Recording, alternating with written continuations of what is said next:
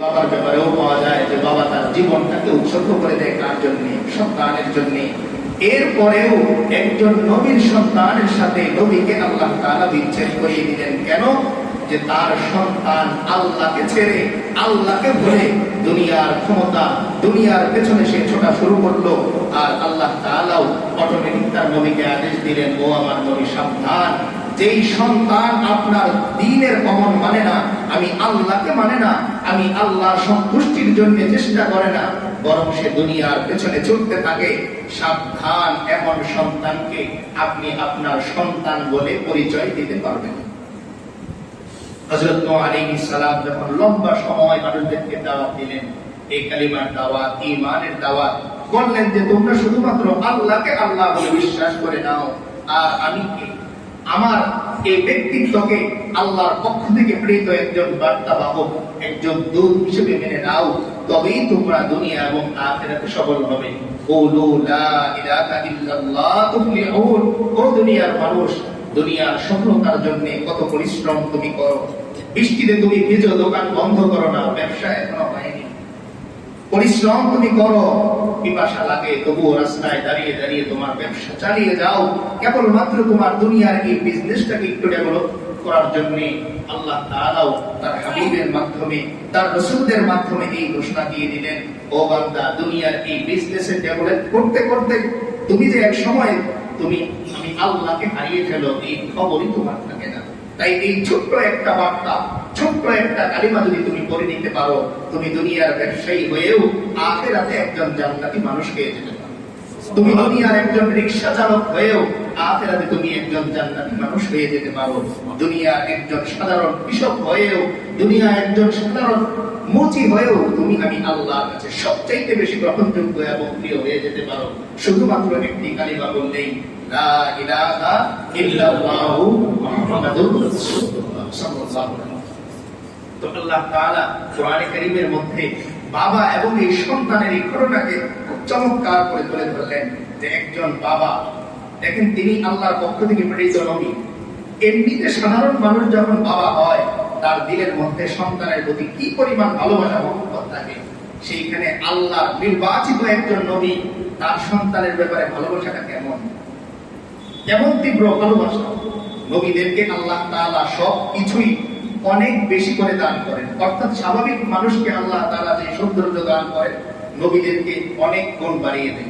সাধারণ মানুষকে যেই পরিমাণ জ্ঞান দান করেন, নবীদেরকে এর চাইতে অনেক গুণ বেশি দান করেন। সাধারণ মানুষকে যে বিচক্ষণতা দান করেন, এর চাইতে অনেক গুণ বেশি বিচক্ষণতা আল্লাহ তাআলা নবীদেরকে দান করেছেন। কারণ হাজারো বিচক্ষণ মানুষদেরকে তিনি কি করবেন? পরিচালনা করবেন। তাই তার মাথা যদি অন্য একজন সাধারণ মানুষের মতোই হয়, তাহলে তার কথা মিলে যাবে, মাঝখানে দাওয়াত গ্রহণ করার বিষয় থাকবে।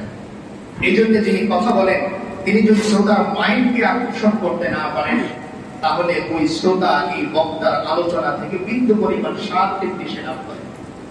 কারণ সে তখনই তৃপ্তি লাভ করে যখন সে চিন্তা করে, আমি তো এভাবে চিন্তা করিনি, উনি যেভাবে চিন্তা করেছেন। তো নবীদেরকে আল্লাহ তাআলা সব কিছুই একটু বেশি দান করেছেন, ভালোবাসাও অনেক বেশি দান করেছেন।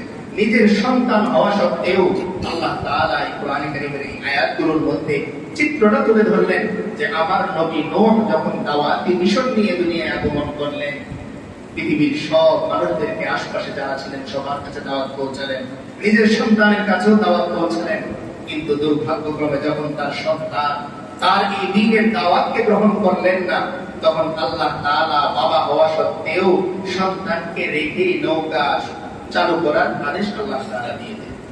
হযরত নূহ আলাইহিস সালাম যখন নাকি আল্লাহ তাআলার কাছে নিজের আফসোসের কথা বলতে লাগলেন যে, ও আল্লাহ, এই লম্বা সময় ধরে আমি আমার এই জনগণকে বোঝানোর চেষ্টা করতেছি, ওরা দুনিয়া বোঝে কিন্তু আখিরাত বোঝে না। আজকাল আমাদের সমাজে দেখবেন যে যারা দ্বীনের দাওয়াত নিয়ে কাজ করতেছেন, বাড়িতে বাড়িতে বারবার যাচ্ছেন, বারবার বোঝাচ্ছেন, নিজের টাকা খরচা করে এক এলাকা থেকে আরেক এলাকায়, এক বিভাগ থেকে আরেক বিভাগে, এক দেশ থেকে আরেক দেশে তিনি ছুটে আসতেছেন, কিন্তু এলাকার মানুষগুলোই নামাজে আসতেছে। তিনি দিনের এই ভালোবাসা তো দিলে করে দেশ ছেড়ে চলে আসলেন, কিন্তু মসজিদের পাশেই বাসা, মসজিদের পাশেই দোকান, তিনি তার দোকান ছাড়তে রাজি নন, তিনি তার বাসা ছাড়তে রাজি নন। কেন? কারণ তার দিলের মধ্যে এখনো পর্যন্ত আল্লাহর ভালোবাসা, এখনো পর্যন্ত আল্লাহর ভয় আসেনি। এজন্যই আল্লাহ তাআলা কোরআনে কারীমের মধ্যে বলেন, আলাম ইয়ানি লিল্লাযীনা আমানু আন তাখশা কুলুবুহুম লিযিকরিল্লাহ ওয়া মা নাযালা মিনাল হক। আল্লাহ তাআলা বলেন যে মানুষগুলো ঈমানের বাক্যটা বলে মুমিন মাত্র হলো, ওই বান্দাদের কি এখনো পর্যন্ত সময় হয়নি আন তাখশা কুলুবুহুম, তাদের অন্তরগুলো আমি আল্লাহর ভয়ে কেঁপে উঠবে। অর্থাৎ মসজিদে যখন নামাজ চলে ওই অবস্থায় একজন মুসলমান মসজিদের পাশেই দোকান করে বসে থাকবে, হতে পারে না। আল্লাহ বলতেছেন এখনো কি সময় হয়নি তোমার দোকান বন্ধ করা, এখনো কি সময় হয়নি তোমার ব্যবসা বন্ধ করা, এখনো কি সময় হয়নি আমাকে ভয় করা। ও বান্দা, চোখের সামনেই তো তোমার পাশের দোকানদার এখন আর দোকানে আসতে পারে না, চোখের সামনেই তো তোমার পাশের মার্কেটের মালিক এখন আর আসতে পারে না, মাটির কবরে শুয়ে আছে। তুমি স্বর্ণের দোকান দিয়েছো বান্দা, একদিন তোমাকে এই স্বর্ণের দোকান থেকে বের করে ওই মাটির মধ্যেই, কাদা মাটির মধ্যেই শুইয়ে দিবে। তাই সময় হওয়ার আগে দুনিয়ার এই দোকান ছেড়ে আমি আল্লাহর যে একটা দোকান আছে, মসজিদ আমার কাছে সবচেয়ে প্রিয় জায়গা, এই জায়গায় তুমি চলে যাও। দুনিয়ার এই ব্যবসায় দোকানের ক্যাশের মধ্যে যেরকম তোমার মাস শেষে একটা লভ্যাংশ চলে আসে, ও বান্দা মনে রেখো, মসজিদে প্রবেশ করার সঙ্গে সঙ্গেই আমি আল্লাহ তোমার জন্য আমার রহমতের দরজাগুলো খুলে দিচ্ছি। সুবহানাল্লাহ। আল্লাহুম্মা ফতাহলি আবওয়াবা রাহমাতি। ও আল্লাহ, আমি ছুটে আসলাম আপনার ঘরে, আপনার দোকানে, আমার জন্য আপনার রহমতের দরজাগুলো কি করে দেন, খুলে দেন। আমরা যেরকম দোকানদারের কাছে ফোন দিই, ও ভাই আমি তো আপনার দোকানের সামনে, একটু দোকানটা খুলেন। বান্দাও মসজিদের সামনে এসে সিগন্যাল দেয়, ও আল্লাহ আমি আপনার ভয়ে, আমি আপনার ভালোবাসায় আমার দোকানের দরজা